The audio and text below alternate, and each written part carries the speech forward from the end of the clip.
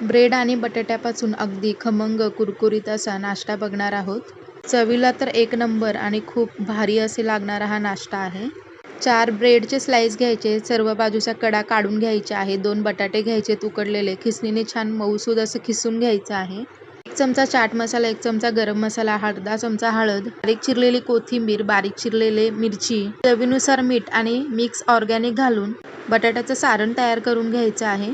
सुरुवातीला बटाट्यावर tomato ketchup लावून घ्यायचं आहे सर्व बाजूने. टोमॅटो केचप लावून झाल्यानंतर इथे चीज घालून घ्यायचं आहे व्हिडिओत दाखवल्याप्रमाणे. आणि अशा पद्धतीने आपल्याला ब्रेड एकावर एक स्लाइस ठेवायचे आहे आणि तयार केलेलं बटाट्याचं सारण वर ब्रेडच्या बाजूने लावून घ्यायचे सर्व बाजूने. तर इथे बघू शकता असे 4 भाग करून घ्यायचे ब्रेडचे, जसं व्हिडिओत दाखवल्याप्रमाणे.